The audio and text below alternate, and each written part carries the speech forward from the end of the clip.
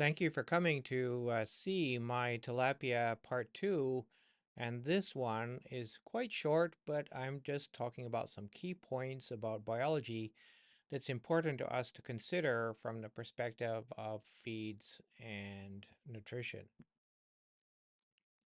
So the first thing I'm going to look at is the tilapia gut, because of course we feed the fish and the fish have to digest the food and eat the food. And if we know something about the gut physiology and the gut metabolism and so on, it helps us then to better understand what kind of feeds we can make, what kind of ingredients we can use, what kind of ingredients the fish will tolerate, and it gives us a pretty good idea about how to get these fish to eat and grow. Okay, so here we go. So I'm going to start with this paper, which is the gross morphology and topography of the adult intestinal tract of the tilapian fish Oreochromis niloticus. This was actually the PhD work of Mr. Bundit, Thai, and the primary author is Bonnie Smith, who was his PhD supervising professor. And so rather than giving us photographs, what they've done is they've given us these graphic replications of these photographs showing us the gut. And in this case, we see this dissection and we see the direction of flow in the gut. And we see L here is the liver, G is the gallbladder, and then we see not very well in here, but the gut is very well wrapped around. And one of the things that we notice over here is that if we look at the total length of the fish, and we're stopping here at about 80 millimeters, not such a large fish, we see that the gut length increases substantially as the fish grow. And in this case, if the fish is around 80 millimeters and the gut length is going to be over 250, so about 3 times the length of the fish.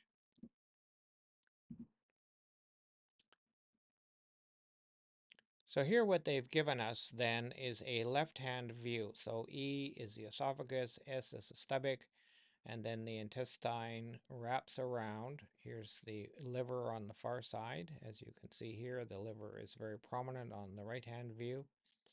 And then you have these different parts of the intestine and coming out here at the anus. So you can see it from the opposite side. So it's all coiled up here very well, and you can see that this is flowing in this direction, this is flowing in this direction, so it's all wrapped up very tightly in there. Now, if you want to understand it better, if you look on YouTube, you can find many videos about tilapia dissection. And that's because tilapia is a very popular fish for students to use for dissections in class. Now, I looked through several of these videos, and this is one that I recommend. You can scan it here, and it will open for you in YouTube. Uh, this is an anatomist. She's doing a very good job. The lighting is very good. The sound is good. And it's not very long, it's only a couple of minutes long, but it gives you a very good idea as she pulls all of these parts out to be able to understand how it's all fitting in there. Okay, for me, I'm always very interested in understanding about the digestive enzymes. So this is a paper part of the same research project by Bundit.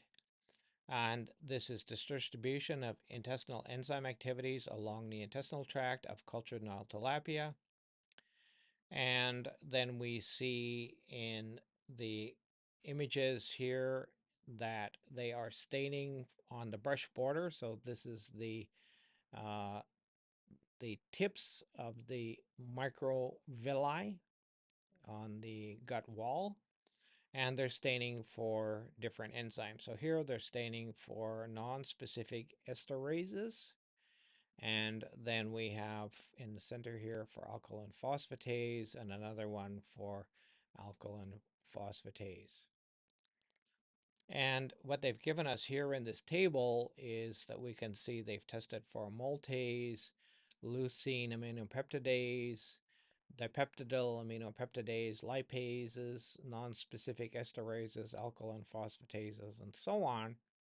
And then they're giving us the different parts of the graph are in this table of the different parts of the gut. So if you go back and look at previously, you will see that these different sections were identified and labeled on those photographs. So we have the hepatic loop, we have the first major coil, the gastric loop, the distal major coil, and the terminal part of the gut.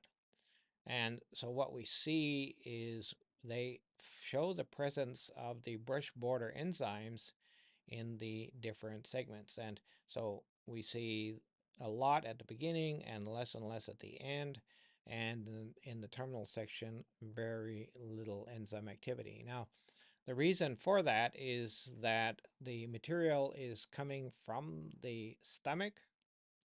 It's passing alongside the liver, the hepatic loop, and then this is a section where the proteins have already been more or less broken down in the stomach to with hydrochloric acid, and then these partially digested proteins enter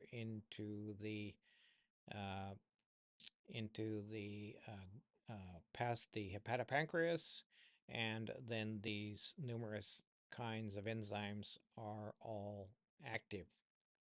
And so most of the work is done at the beginning, and the reason there's no enzymes back here is simply by that time all of the enzymes have digested the proteins down into either short chain dipeptides, tripeptides, or maybe into free amino acids, and the enzymes simply have no work left to do.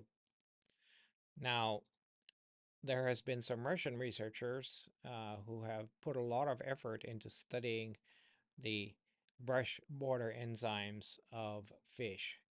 And the researcher, I believe her name is Kuzmova, and she has shown that actually most of the work in the intestine is occurring at the brush border enzymes. And these are very important because they're right there, and as soon as they finish their digestive process, then the enzymes can do their job. The material moves directly into the enterocytes and then absorbed into the blood.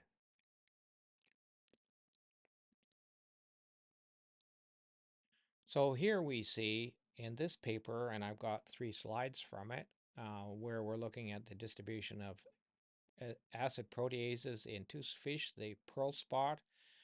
This is what a pearl spot looks like. Um, and then we see also in the Mozambique tilapia. This is by a researcher called Sankar. It's his dissertation from 2013. Different colors represent the different segments of the gut of these fish.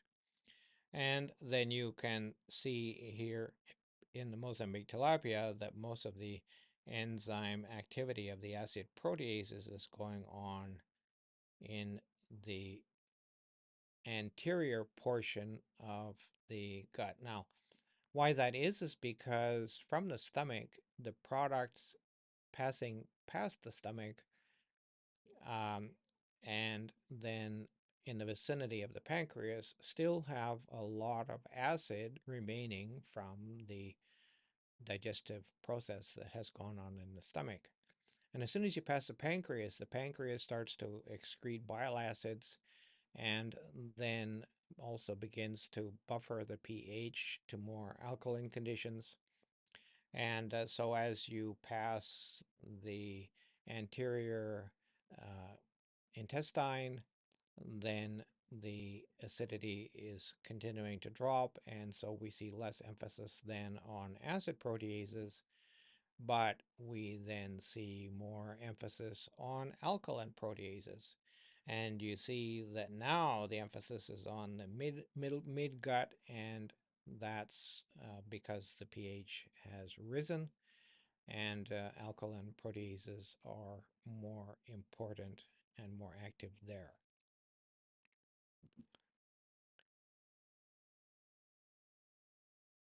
Finally, we're looking at amylase. So amylase is for the digestion of amylose. Amylose then being a starch, and so tilapia is a fish which is fairly tolerant of carbohydrates in the diet, and then has enzymes for dealing with starch. And notice that the amylase is very little in the stomach, very little in the hepatopancreas, or in other words, the pancreatic area where the enzymes are being excreted.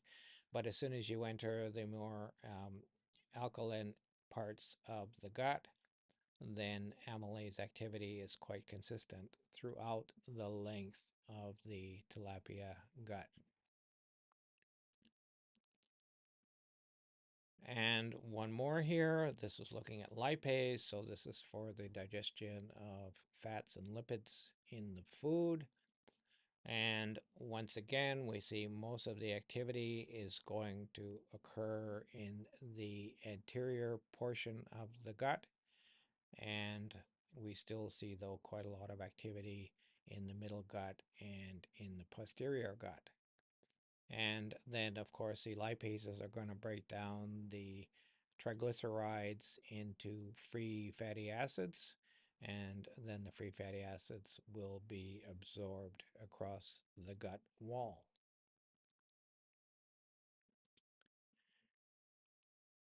Okay, so this is actually an interesting paper, and what are we looking here? We're looking at circadian enzyme activity. So what does that mean? Well, circadian is about cyclic changes that occur on a regular basis according to the time of day, the time of night. Note that the black column is fasting fish. So these are fish that are not eating at all, but there is still going to be some enzyme excretion because the circadian rhythm is already there, and the animal is basically preparing in case the animal actually eats something. And then the gray columns are representing ad libitum feeding. So ad libitum feeding means that the animals have access to food anytime they want, as much as they want.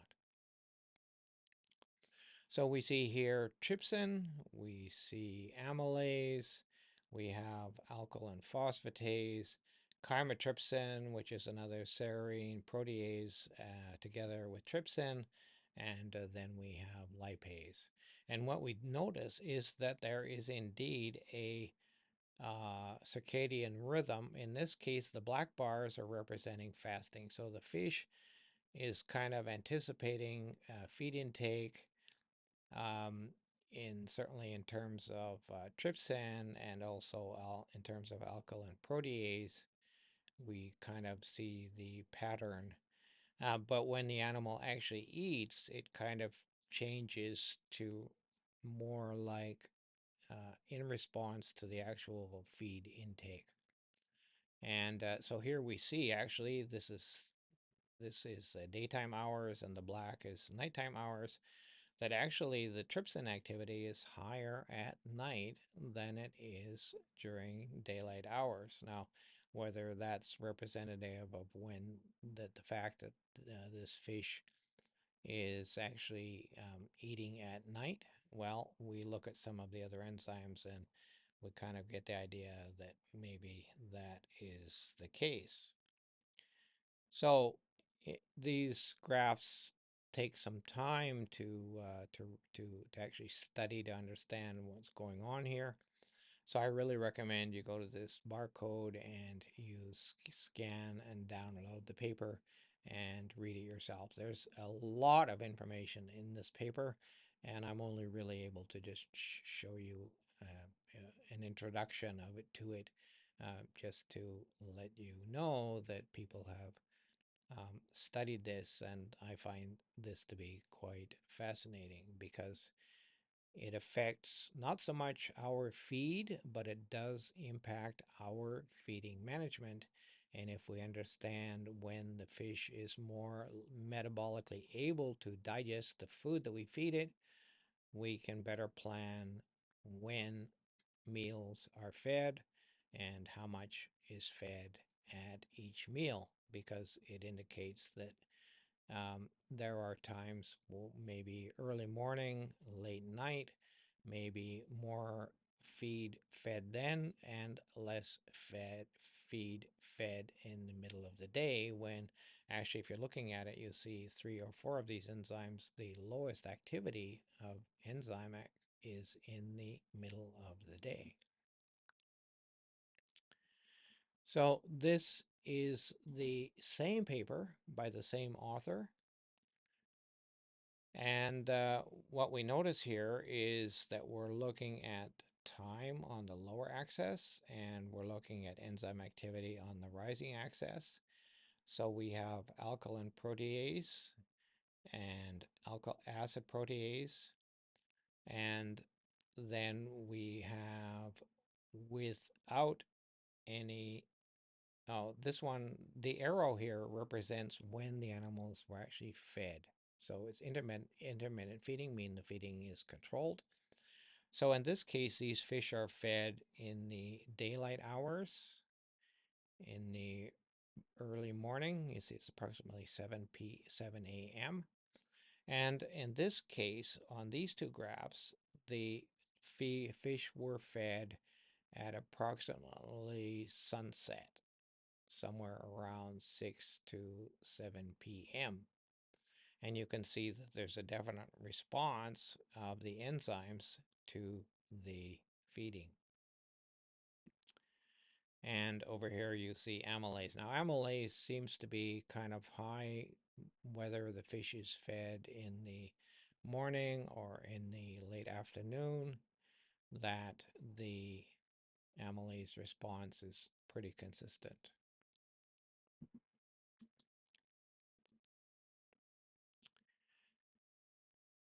Okay, so here we see something. This is on the investigation of the Tilapia rendeli in relation to its feeding habits and digestive capacity, consideration of it as an aquaculture species.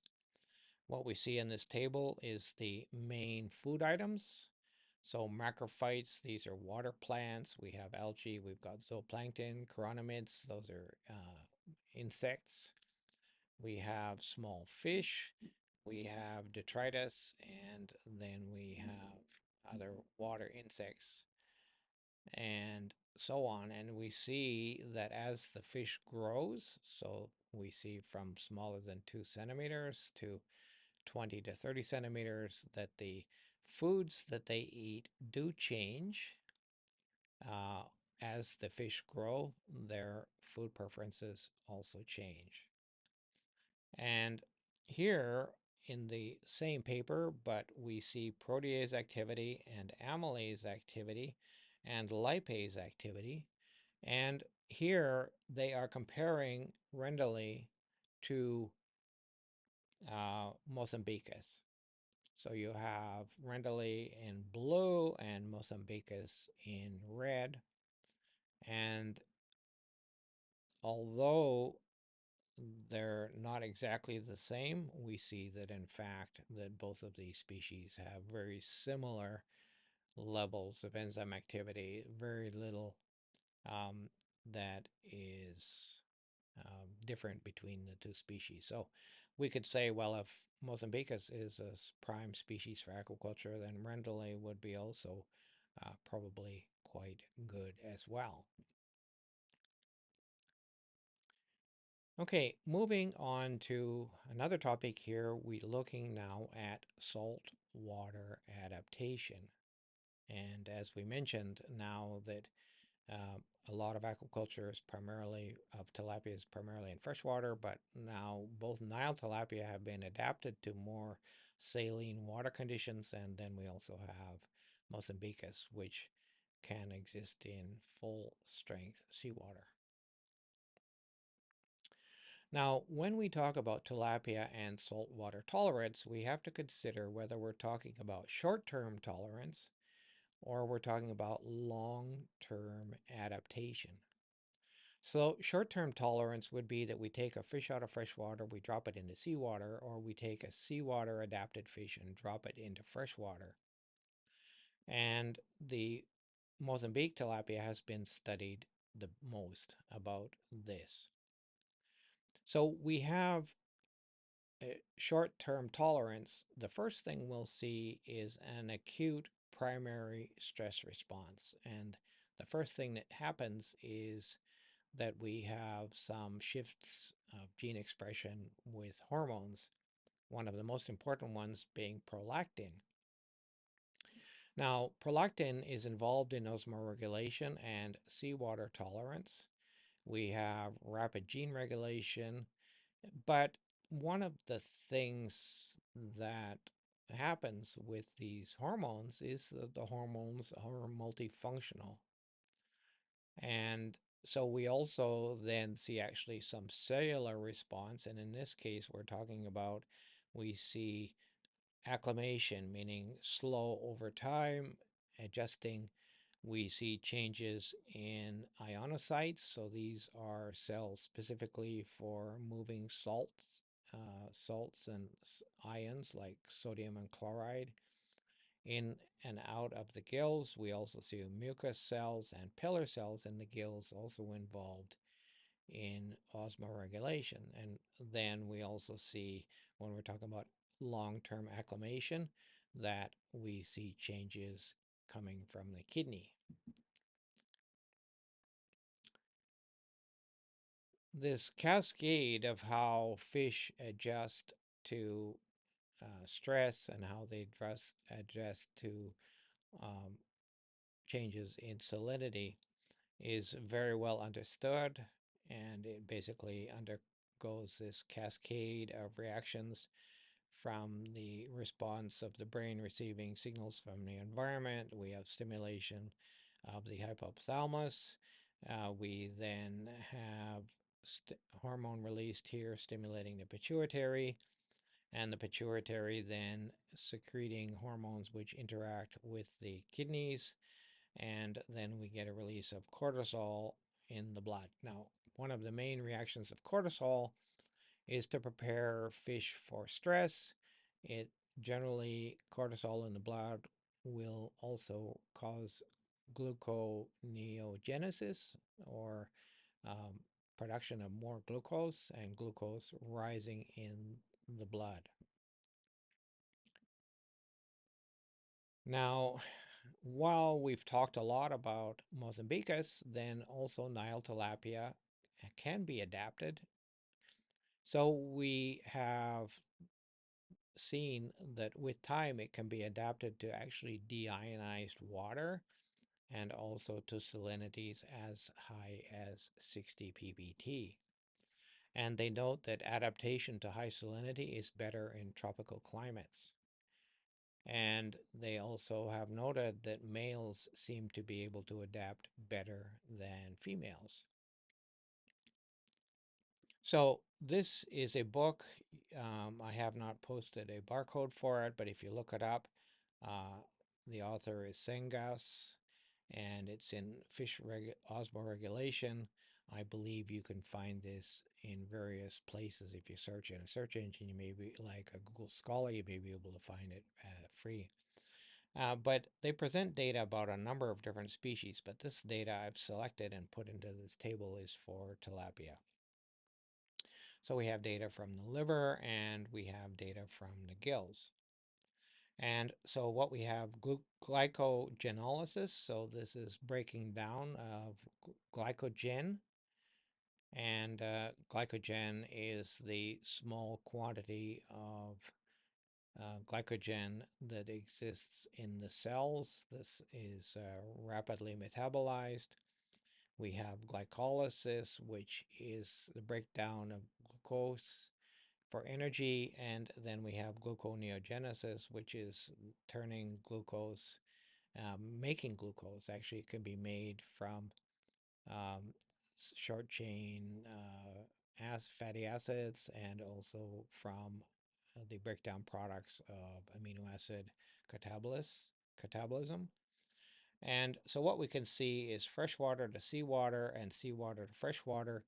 We see that both of the situation, we will see an increase happening in the, sorry, excuse me, let's go back here. We will see increases occurring in the liver. And we see here that in some cases the gills don't really change much, but in terms of pentose phosphate shunt and amino acid catabolism, they go down, and then we don't see much going on in the liver.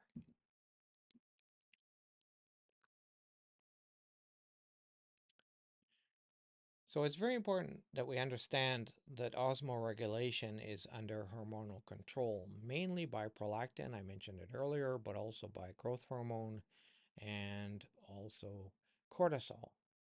Prolactin and growth hormone are involved in adaptation from freshwater to seawater, and cortisol is involved more in adaptation from salt water to freshwater, although cortisol is also very important when you have an acute response, a primary stress response.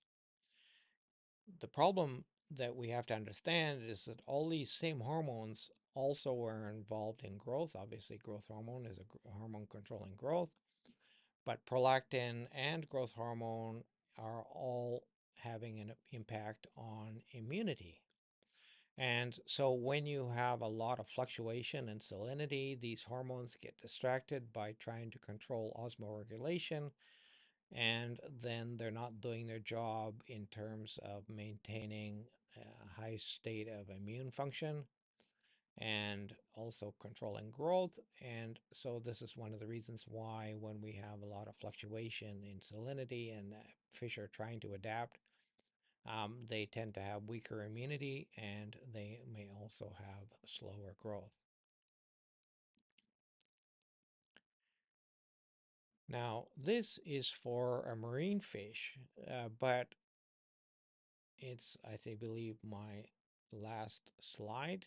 But this is involved with marine fish, so we have osmoregulatory adaptation and ion regulation of marine fish. So this is based on a composite of 24 different species published by Growcell in 2005. Now, this is actually in a book, so I have not provided you with a link because it's not available as a free download.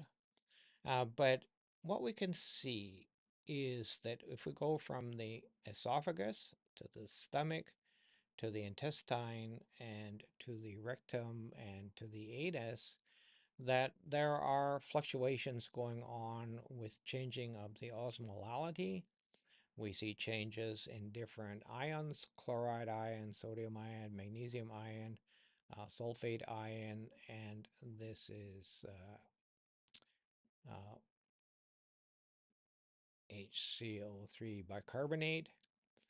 And then we have potassium, and we see calcium here. And so these ions are all being adjusted up and down in the different parts of the gut. And what's going on here is that they're either being absorbed from the blood into the gut or being absorbed from the gut into the blood plasma as a way to control the ionic balance inside the fish. So in an earlier video that I did, I talked about the fact that freshwater fish osmoregulate and control osmoregulation very differently than marine fish do. So this is my last slide here, where we're looking at free amino acids in the blood plasma of juvenile Senegalese sole. Now, Senegalese sole is another very good euryhaline species, similar to the Mozambique tilapia. And it also lives in brackish water and estuaries and so on. And so while it's not tilapia, the same process goes on with tilapia. And what we can see here is when we were at the optimum salinity, so this is the salinity that's actually best suited for the fish, we see that whether we're talking about dispensable amino acids in, I believe, white, or we're talking about indispensable amino acids in black, that when the animal is moving either to a lower salinity to which it's not adapted, or to a higher salinity to which it has to be adapting, that the free amino acids in the blood are moving in back and forth from the gut into the blood. And these free amino acids, as you can see, we're talking about them as organic osmolytes.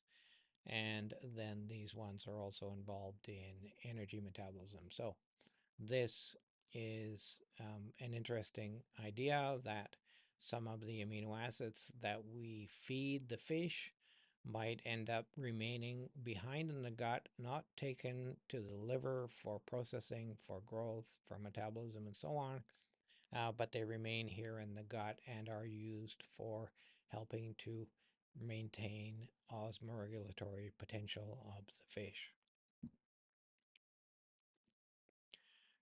So that's the last slide in this talk. And once again, I want to invite you to subscribe to my YouTube channel, like the video, comment if you please, positive or negative, make suggestions, something else you'd like to know about that you haven't seen discussed here.